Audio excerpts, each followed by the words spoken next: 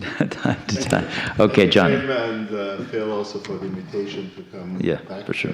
To this project. It will be a pleasure to make this presentation on Switzerland, a country of immigration contre cœur, as maybe also Norway, in the sense that both are, particularly what I will stress, both are quite rich, and both have a foot into the European Union, but not completely, and always with the tendency to get and pull it out. So for that reason, what I will tell you is basically the difficult development and evolution of Swiss immigration policy, and particularly when it comes to the institutional setting of that continental country, which is quite particular. Switzerland has obviously, as you know, different cleavages. One, historically, has always been the language cleavage, which was for languages, German, French, Italian, and Romansh. Another very important cleavage for the constitution of the country has been the religious cleavage between Catholics and Protestants to a great extent. Obviously, there are also other religious minorities, and this took, in the 19th century, to a short civil war, which was basically constitutive for the construction of the liberal state. But the product of that liberal state was to have a federation of cantons in order to manage the differences within Switzerland. So basically, there has been here 2 or 3 main keywords of modern political theory which are combined in this country, which is liberalism, the first liberal state who was able to create themselves after a revolution in 1848. But it's also communal republicanism, the fact that you are looking for loyalties within your municipalities, because these are the constituent citizens, basically male at the beginning, and after 1971 also female. And then obviously you have this, the rule of the people, direct democracy, the idea that in the 80s of the 19th century, representative democracy was too weak, and it should have been basically strengthened by the direct participation, political participation of the people. You see here one of the marketplaces in the eastern Switzerland, where male and women and men go with their swords and go for voting on different political issues. But obviously, a major issue which has been debated when it comes to migration, but also to other themes which are linked to human rights, is what is the relationship to the rule of law? This is the poster kicking out criminal immigrants. So for that reason, obviously, there is here a trade-off. To which extent is it possible to limit human rights in order to make the country sovereign and pretend also its own protection?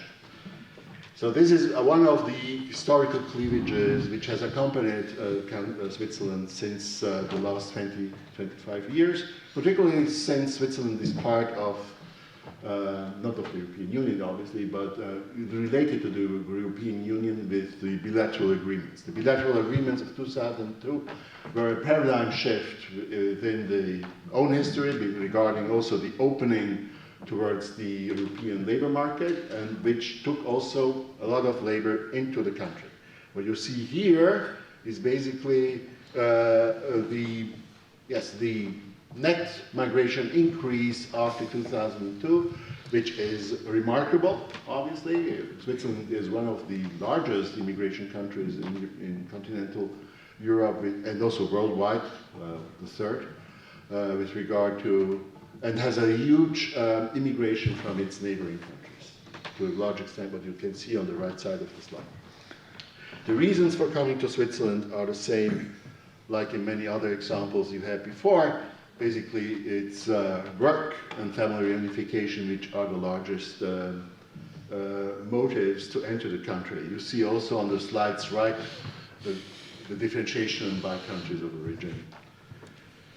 You see also that mainly for the neighboring countries is obviously mainly work. But 2002 and the bilateral agreements took also as a new evolution, a new development, was the increased mobility of people coming into Switzerland.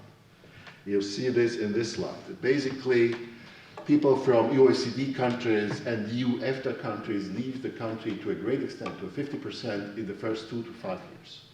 So basically, you have a great turnover of these people, and this is also, obviously, you have also the other part of the medal, that people which are coming from non-OECD countries or particular countries within the European Union stay longer and stay forever.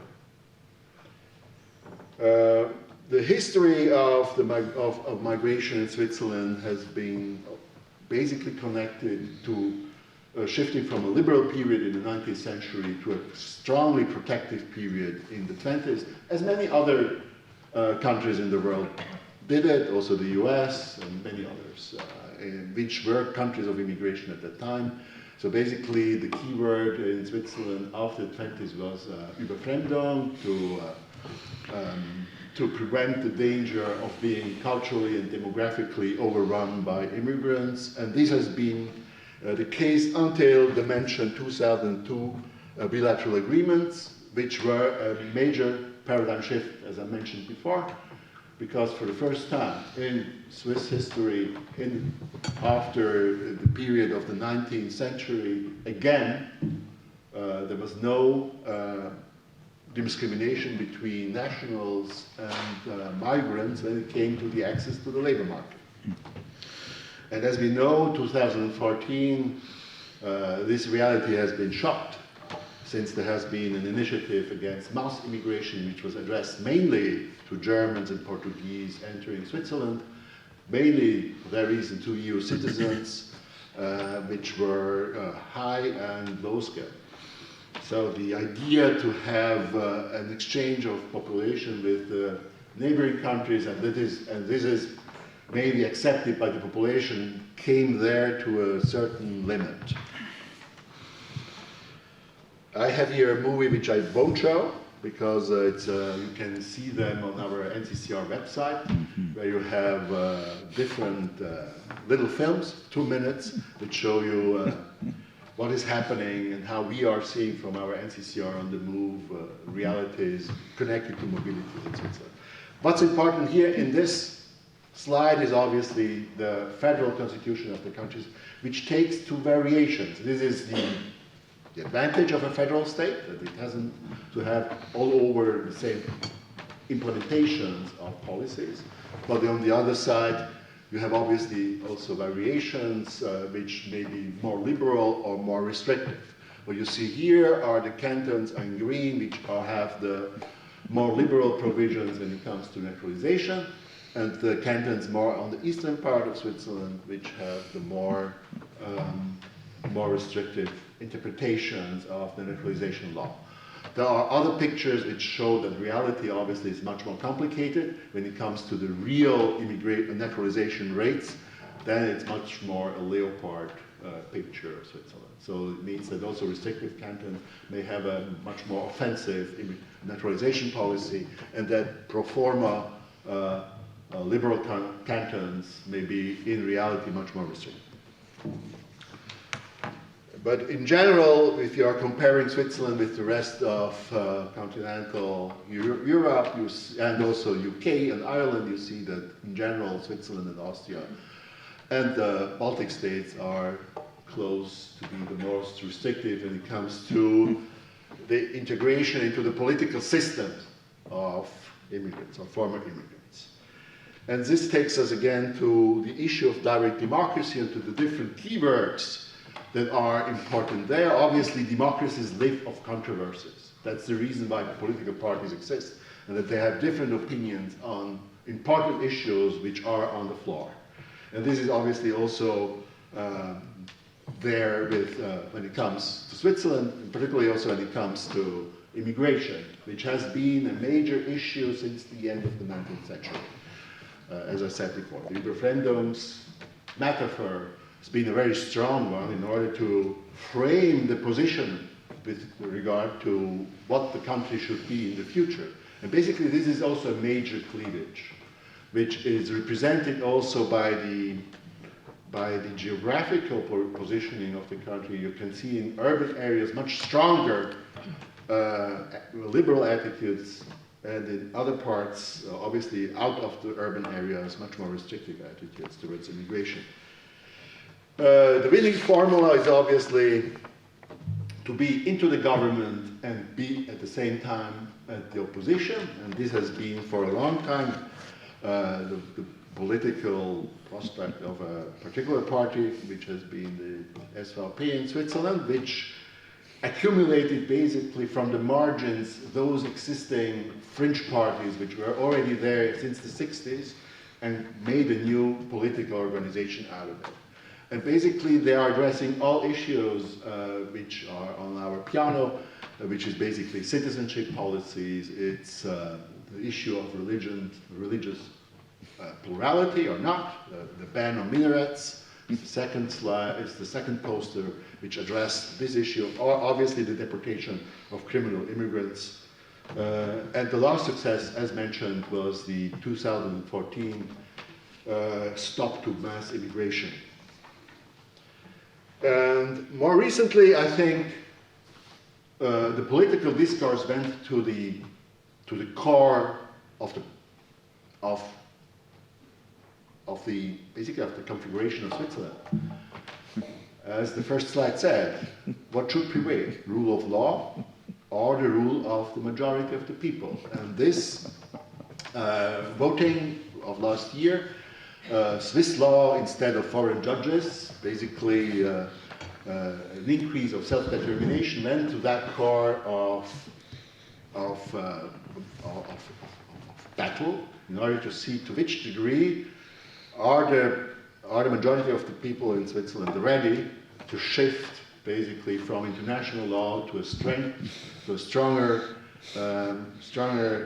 underlining of domestic law. This is obviously not the only country. There are other countries like also the US, who, when it comes to the penal court, basically do not obey to international commitments. And this have been also the idea there, basically arguing on the issue of immigrants and the issue of Europeanization. And what I would like to close here is that within this conflict between the partisans of rule of law and the supporters of popular sovereignty, there is obviously the risk that we have an interpretation of democracy which may go to be totalitarian. And this was Professor Auer who said that if the people is seen as to be the sole guiding of state power, the people as the only contracting party, the people as the constitutional donor, the people as legislator, the people even as judge, then we are in a situation in which majorities can do everything. And liberal democracies obviously live of democracy, but they live also of the protections of a liberal state by the constitutions they have. So a reframing of the constitution may be harmful also for those who are not immigrants within liberal states. But, and this is now the nice part of the story, they lost. They lost since last 4 years all votings which touch the issue of human rights or limitation of constitutional rights, because obviously citizens may change the game, and if they are engaged in defending also their liberal constitutional rights, then they are also able to win. So a democracy obviously every democracy has populist aspects. If not, it would be a democracy full of judges and legal scholars. And this is not the way how our societies work. But for that reason, it needs also people who are addressing and defending what has been reached in the 19th century. Thank you.